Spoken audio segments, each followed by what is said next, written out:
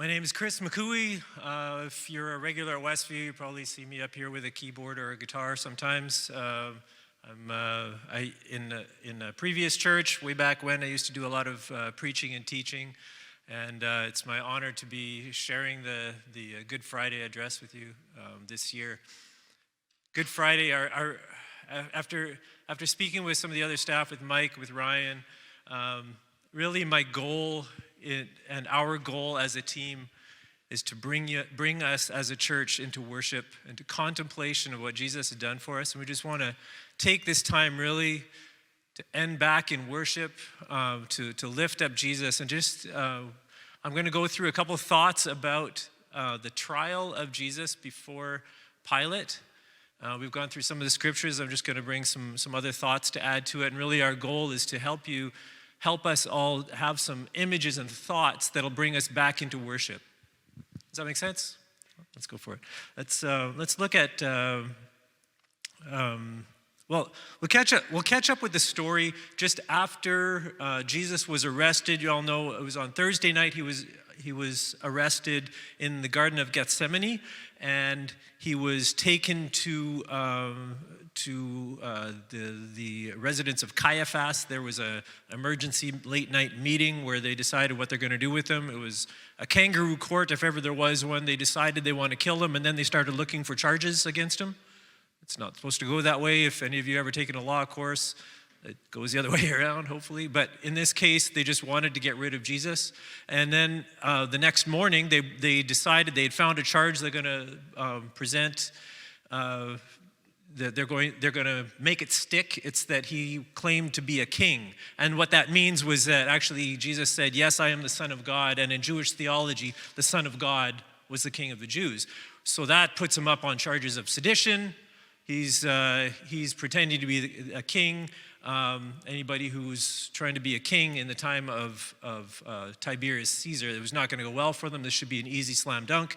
And so we'll pick up the story in John 18, verse 28. And I'm just going to read the section up till the decision where they decide to crucify him. So we've gone through a lot of scriptures so far. Let's go back through it. I think this is really the core of what Christianity is. When we look at the gospel is essentially the combination of the crucifixion, the death of Jesus, and the resurrection of Jesus. And that makes the distilled core of what the gospel is. So I think it's good that we just take some time and go through this. John 18:28. So they led Jesus from the house of Caiaphas to the governor's headquarters, and it was early morning. This is Friday morning. They themselves did not enter the governor's headquarters, so they would not be defiled, but they could eat the Passover. So Pilate went outside to them and said, "What accusation do you bring against this man?" They answered, If this man were not doing evil, we would not have delivered him over to you." Trying to avoid the question. Pilate said to them, "Take him yourselves, judge him by your own law." The Jews said to him, "It is not lawful for us to put anyone to death." So they didn't have that because they didn't have the right to do that because they were under Roman law. And this was to fulfill the word that Jesus has spoken to show about what kind of death he was going to die. So Pilate entered his headquarters again and called to Jesus and said to him, "Are you the king of the Jews?" Jesus said, "Did you say this of your own accord, or does somebody else tell you this about me?" And Pilate said, "Am I a Jew? Your own nation and the chief priests have delivered you over to me. What have you done?" Jesus answered, "My kingdom is not of this world. If my kingdom were of this world, my servants would have been fighting, and I might not be delivered over to the Jews. But my kingdom is not of this world." Verse 37. Then Pilate said to him, "So you are a king?" Jesus answered, "You say that I'm a king. For this purpose I was born, and for this purpose I have come into the world, to bear witness to the truth. Everyone who is of the truth listens to my voice." Pilate said to him, "What is truth?" After he had said this, he went back outside, and the Jews told him, "I find no guilt in him. But you have a custom that I should release one man for you at Passover. So do you want me to release to you the king of the Jews?" And they cried out again, "Not this man, but Barabbas." Barabbas was a robber. In other translations it says, or in other gospels it says that he was part of an insurrection. And now we cross the border into chapter 19. Then Pilate took Jesus and flogged him And the soldiers twisted together a crown of thorns and put it on his head and arrayed him in a purple robe. And they came up to him saying, "Hail, King of the Jews," and struck him with their hands. Pilate went out again to them saying, "See, I am bringing him out to you that you may know I find no guilt in him." So Jesus came out wearing the crown of thorns and the purple robe. And Pilate said to them, "Behold the man." Now I want you to just hold that part right there. Hold that. Behold the man. So I can get you all actually just take a picture in your mind's eye of that moment where he brings him out and says, "Behold the man." You've got the Sanhedrin here. You've got a crowd that's gathering. You've got Pilate, who is presenting Jesus with this crown of thorns and the royal robe, and bloodied and bruised. Just take a picture of that in your mind. And I'm going to refer to that one later, if you can, please. Where is he? What verse am I on? Oh, where is he? So, behold the man. And when the chief priests and the officers saw him, they cried out, "Crucify him, crucify him." Pilate said to him, "Take him yourselves and crucify him, for I find no guilt in him." And the Jews answered him, "We have a law, and according to that law, he ought to die because he has made himself out to be the Son of God." And when Pilate heard this statement, he was even more afraid. He went into his headquarters and he said to Jesus, "Where are you from?" But Jesus didn't give him an answer. So Pilate said to him, "You're not going to speak to me? Don't you understand that I have the authority to release you and the authority to crucify you?" Jesus answered him, "You would have no authority over me at all unless it had been given to you from above. Therefore, the one who has delivered me over to you has the greater sin." From then on, Pilate sought to release him. But the Jews cried out, "If you release this man, you are not Caesar's friend. Everyone who makes himself a king opposes Caesar." So when Pilate heard these words, he brought Jesus out and sat down at the judgment seat of the place called the Stone Pavement, and in Aramaic, Gabbatha. Now it was the preparation day of the Passover, and it was about the 6th hour, so that would be about noon. He said to the Jews, "Behold your king." They cried out, away with him, crucify him." Pilate said to him, "Shall I crucify your king?" The chief priests answered, "We have no king but Caesar." So they delivered him over to be crucified. So Pilate doesn't seem to be at any point convinced that Jesus is guilty of anything. In fact, at the beginning, he doesn't even know what the charge is. He asks the defendant what the charge is. It's just backwards. You don't do that. But what's happening here is that Pilate is now going to try to neutralize the situation. And so what he does, he gets Jesus whipped, beaten. We already heard how they did that. It was a nasty thing. The Romans were good at inflicting pain. That's part of the basis of their empire. They studied it. They were good at it. They beat him and whipped him. And then they put that, they had somebody make up a crown of thorns. And the thorns that they were using aren't your little roses, you know. They're like serious, massive, huge, spiky thorns. And they made it into some ugly sort of crown sort of thing, stuck it on his head, put a robe on him, and then he dragged him back out in front of them and says, "Look, behold your king, behold the man. If he was such a risk," and this is what he means by behold the man. He means, if he was such a risk, do you think I would have been able to do this to him? Really? Guys, there's nothing here. Go home. And that behold the man, where Pilate is saying, "Look at Jesus again. Are you sure that you didn't miss something about him? Because I don't see him this. What kind of king looks like this?" And in Pilate's mouth, it means one thing. But you have to understand, John, when he writes with irony a lot. In other words, he'll take what's being said and done in the story, but he'll turn it around to mean something completely different, maybe even the opposite. In this case, what John is using this story to do is take a stop at that point. Behold the man. Look at Jesus again. Look at him again. Did you misunderstand something about him? What kind of king looks like this? A very different kind of king. He's a very different kind of king. And I want to take a couple minutes and talk about what kind of king we're talking about here. How does this make sense that you can have a king looking like that? In John's eyes, it makes sense. In Pilate's eyes, it's ridiculous. So I'm just going to pray quickly and we'll jump into looking at there's 3 aspects that I want to cover about how is this the king. Jesus, you're awesome, you're amazing. We lift you up, Lord. I pray that you would help us to understand you better because of this, Lord, because of your sacrifice for us, Lord. I pray you would open up our minds, open up our understanding so that we can know you more, Lord, and that we can go back to you in worship, giving you our lives in return. Amen. So first of all, he's the King of truth. And this, I just take this straight out of the text where he says, verse 37, the Pilate said to him, "So you're a king?" He said, "You say that I'm a king. For this purpose I was born and have come into the world, to bear witness to the truth. Everyone who is on the side of truth listens to my voice." Pilate said to him, "What is truth?" Well, the idea of everybody who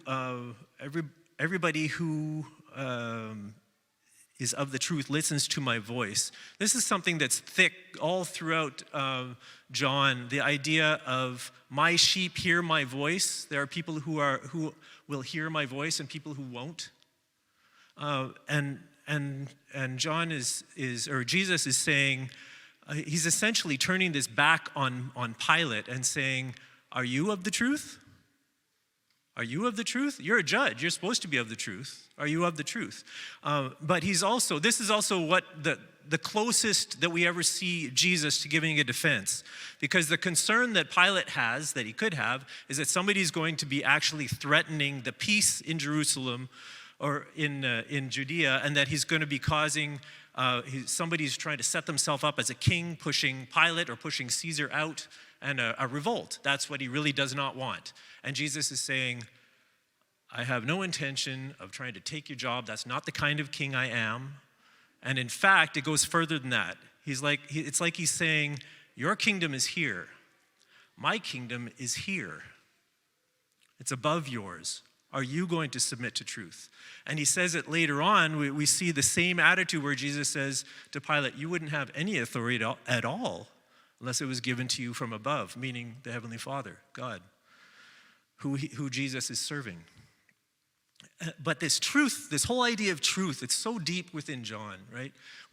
Throughout the whole gospel, this idea of truth, what is the truth that he's talking about? He's talking about truth means in John the revelation about who God is. That's what truth is, basically. It's sort of short form for the truth is the truth of what God is about, what he is, his teaching displayed in Jesus. It's that revelation of God through Jesus. That's the truth that Jesus is talking about.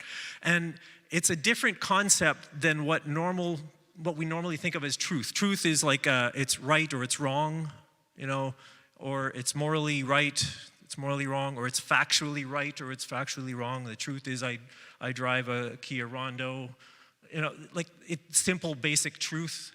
That's not what we're talking about here.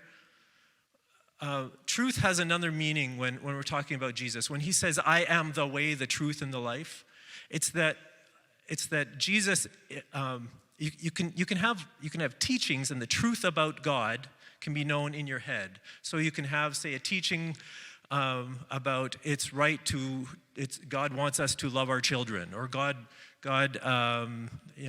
it's important that we are honest, whatever. These basic truths, but then they come alive in Jesus, who is the truth. They come alive. What I mean by come alive is that they're put into practice. For example, just give you an example. It's right that I believe that I should love my children, right?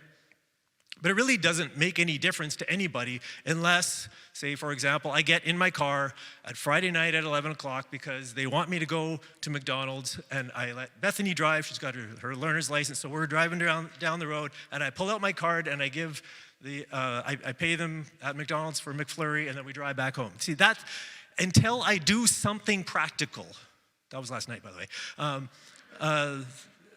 I have witnesses. Angelina saw me. Until there's a practical part of truth where it really becomes true. It's not really the same thing as truth, right? So let's talk about another example a little closer to home, and it'll bring me into my next point here. The truth.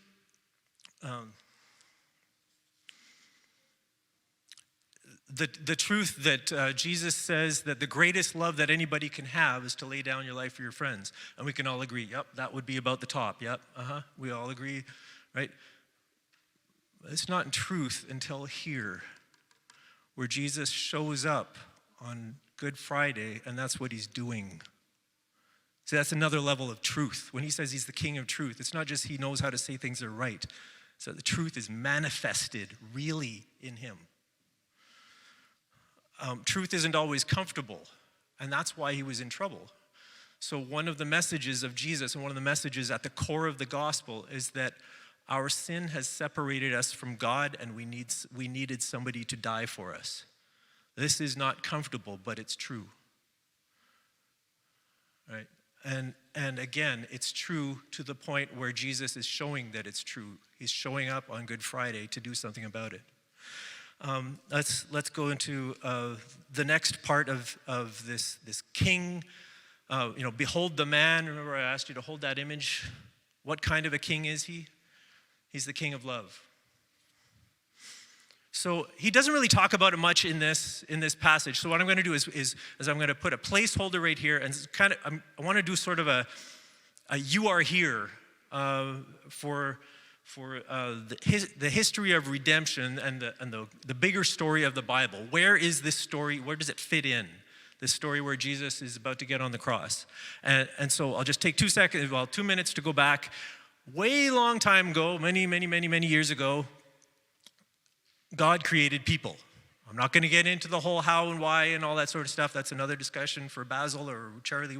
But the point is that God made people. He was behind the whole thing, and he did it for a purpose. And his goal was fairly simply, I'm overstating the simplicity of this. These are long discussions, of course. But his goal was that he would have a people of his own, that he could dwell with them, that he would be their God, and that they would be his people. That's what he was looking for from the beginning. And that there would be a loving relationship between God and his people. And in order for that loving relationship to happen, what was required was that he give them the greatest gift he could give them, and that was the free will to choose to be in relationship with him. Why is that so key? Because love isn't anything if it's not chosen, right? Make sense? So he gave them the choice to be in relationship with him or not. He gave them the choice to follow him and his plan for their lives or not. He was their creator. He had the right to say, I would like you guys to do this. But he gave them the choice. Now, what happened is that from the beginning, all the way from Adam up to us, we have chosen to be separate, to be independent from God, to reject that plan of God for our lives. And there's a culpability there for that, because God has a plan. God has the right to choose to tell us that he wants this from our lives. And when we back away from that and say, I don't want that, there is a guilt for that. And there's a separation that comes, a separation from God that has come because of that. And here we are now in this story where Jesus is saying, look, there's a guilt that you have, and I'm going to take it all on me, on myself, and pay for it myself so that you can come back into relationship. So that God wasn't surprised by any of this. He knew that it was going to happen. And so when part of the plan from the beginning was that Jesus, who is part of the Trinity, Jesus who was born as a human, would come and offer himself to take the guilt. And two things would happen. One, the guilt would be washed away. And two, it would produce love's response to love in us. And that we would respond to him out of love. Now, I want to just say two things about this. One, when you think of this, when you think of the guilt of separation from God, you may not, and this whole concept of sin, and I think Charlie's going to talk about it a little bit more on Sunday, so please make sure you listen on that one. The whole idea of sin is a complex topic, but basically I'm talking about a rebellion from the original plan of God. When we, just give me 1 second. So you may not think that we are that bad that we need somebody to die for us. And I get that. We don't feel that. But I can tell you one person who does think that the situation was so bad that you needed somebody to die for you. Jesus. He was pretty convinced. In fact, if there was any way at all that he could see a different way to bring you back into relationship with God, he would have been very happy to avoid the cross. Remember that discussion, that prayer in Gethsemane? Right? So he was pretty convinced. And and number two, you may not think that God loves you and that you are that valuable to him that he would actually do this. But I can tell you one person who is convinced that you are that valuable to God. Jesus. Right? And so there's this sort of double whammy here. There's two truths that come out of the cross. One is that God takes very seriously our choice to rebel from him. And God takes very, very deeply to heart our value to him. It's this 1-2 thing we can never separate it. It's the judgment of God on sin and his deep love for us at the same time. And I know this is going to be a really, really ridiculously weak example, but I think you can kind of get the point anyway, so bear with me. Okay, I was 16 years old. Hold on. 16 years old, and on my birthday, I think, I went and got my learner's license, man. I wanted that. I was in the middle of nowhere, northern BC, man. Like, there's nothing to do up there. I got to get me a license. And then 30 days later, back then, you could do 30 days. Now it's a whole year, I think. I came back, did my test, and I passed, and I won my car, right? So a couple months later, I had 2 tickets. I had one for blowing a stop sign and one for speeding. Now, I could stand up here because I have a mic. I could tell you how I don't think those are my fault. I'll spare you that. It's 2 of the only 3 tickets that I've ever had. Okay, so don't judge me. So 2 tickets, and that's a lot of money for a 16-year-old. And I didn't tell my parents because I'm pretty embarrassed, right? I didn't want to tell them. And I had a pretty good relationship with my parents, especially, my dad and I have always been pretty close. And I'm standing there one day in the kitchen, and there arrives on the counter, back then there was a lot more mail because we didn't use email as much, didn't have it. Mail comes in, Dad dumps it on the counter, and I see, with horror, there's 2 bills from the government with my name on it. Like, let me grab that. My dad saw it, and he grabbed it, and he beat me to it, and I'm like, oh no. And I don't know how he knew what it was, because it didn't say it right on the outside, but this is a bill for tickets. But he looked at me, and he says, I got this, I'll cover it. I'm like, what? Like, 1, how'd you know? And 2, thank you. Now I don't have to cover it? You mean? And what it did was, instead of allowing a shame there, okay, like I said, this is really tiny analogy. It's a really low scale compared to what we're talking about, Jesus on the cross here, right? But you get the point? Like, it, instead of being hidden and like trying to hide this from my parents, he does, in one action, he does 2 things: exposes my guilt and covers it. Exposes and covers at the same time. So that's what's happening here with the cross. He exposes your guilt because he's the King of truth, and covers it because he's the King of love. Right? Okay.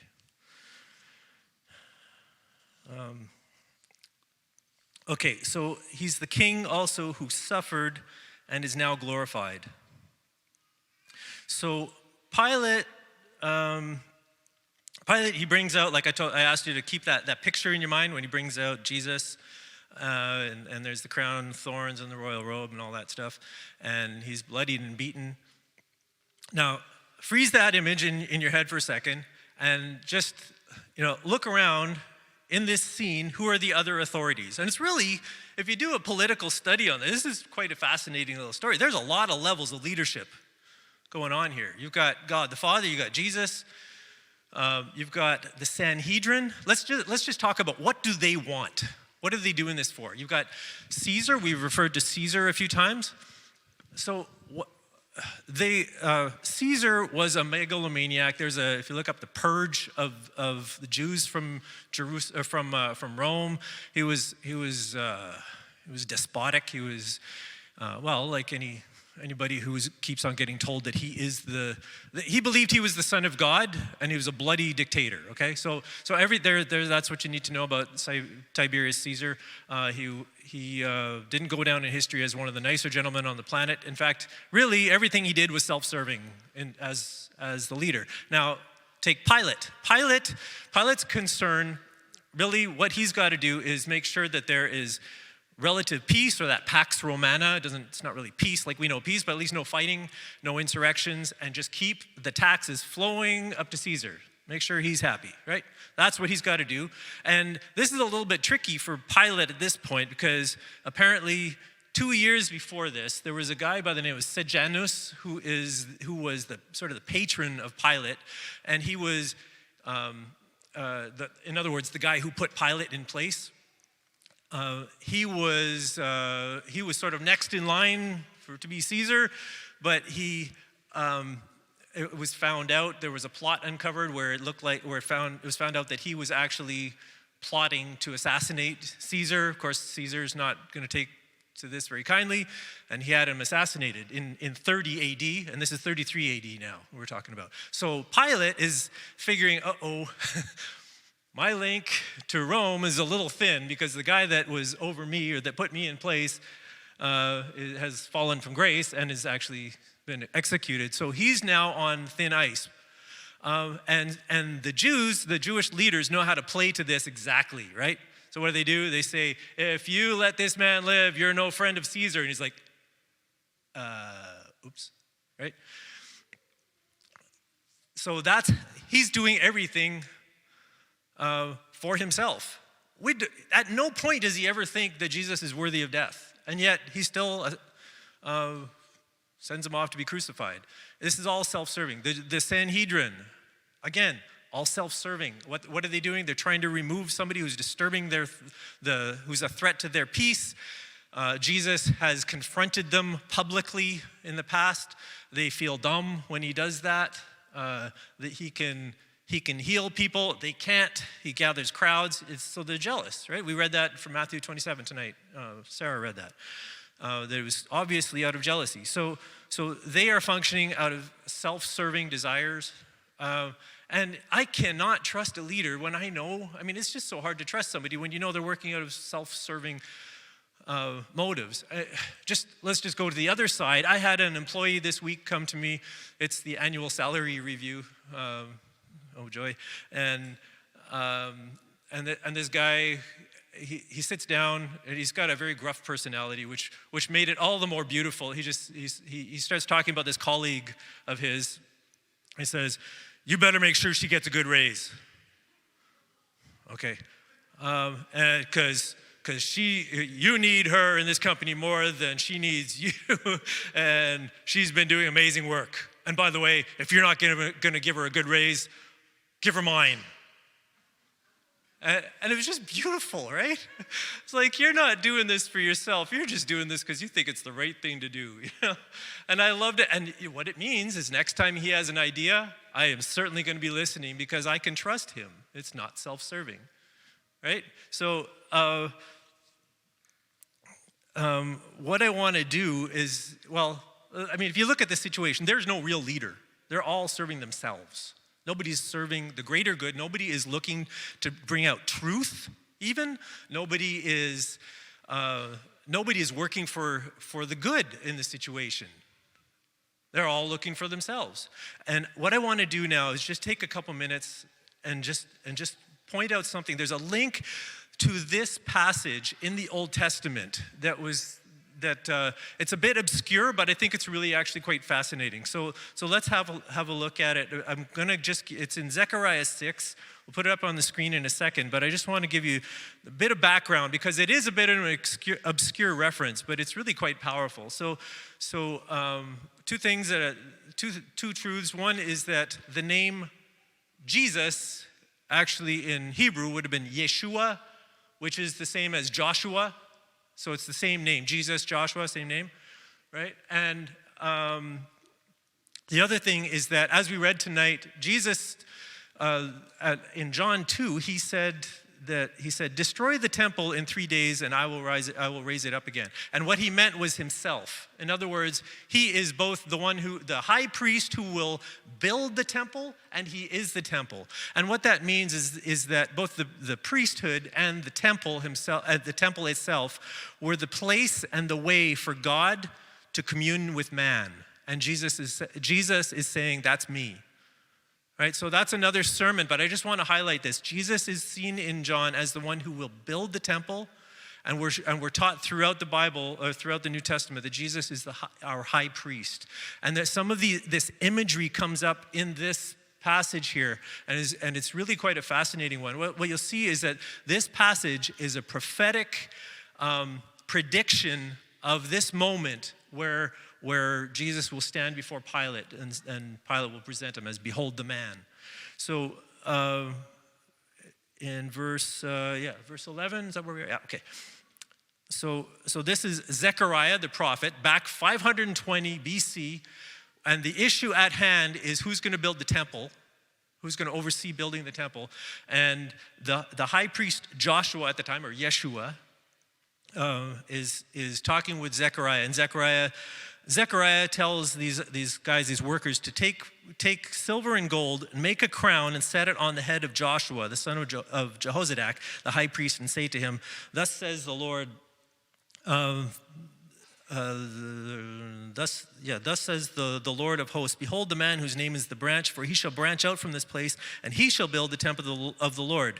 And it is he who shall build the temple of the Lord and bear the royal honor, and shall sit on his throne. So this behold the man statement in verse 12, this is really quite fascinating because you have Yeshua, who is a high priest, and they're doing this very strange thing of putting a crown on his head, which you don't do with a priest because priests are not kings. It's a very, very distinct ministry in Israel. And he's saying, you're going to build the temple. And he presents him as, behold the man. And there's just this strong echo of what we just saw of Jesus in front of Pilate.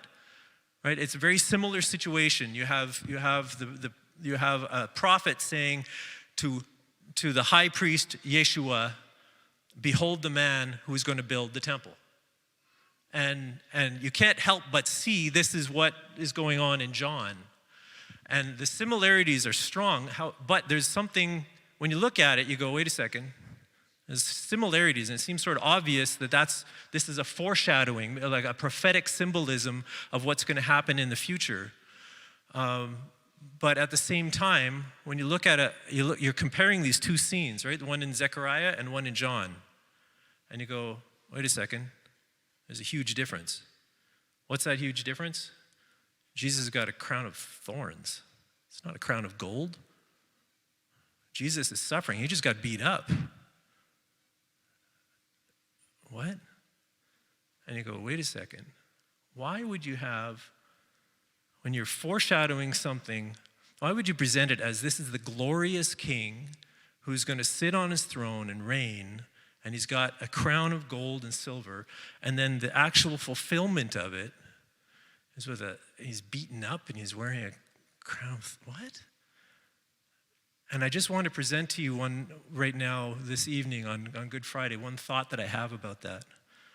Why is he leaving such a stark contrast? And this is the same contrast that John is leaving us with. It's like he's the king, he's the king. It's mentioned 10 times in this passage that we just read in John, that Jesus is the king, 10 times. He's trying to repeat it, get it into our heads. He's the king, he's the king. But wait, it doesn't, what? King, why is he wearing a crown of what? And it's because of this. Jesus is displaying his kingly glory by suffering for us out of love. He's displaying his kingly glory by suffering for us out of love. Now let's take that image again. Take that image of the behold the man. Just think about that for a second again.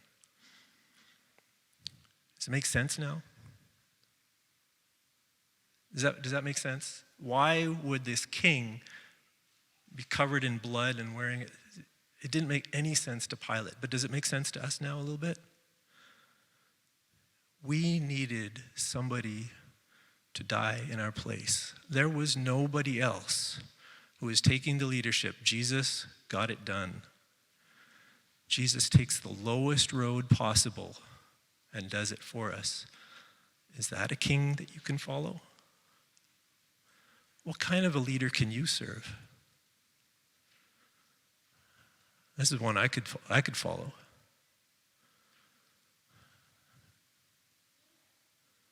That's the kind of king I could follow. So, yeah.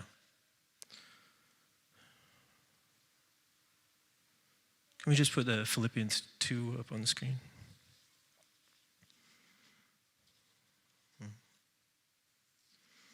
See, Jesus, his very nature was God. We should have Mike come back up. His very nature was God, and he didn't even use that to his advantage to get something out of it, to protect himself. He could have impressed us with his power, and he didn't. Instead, he made himself nothing. He took on the very nature of a servant.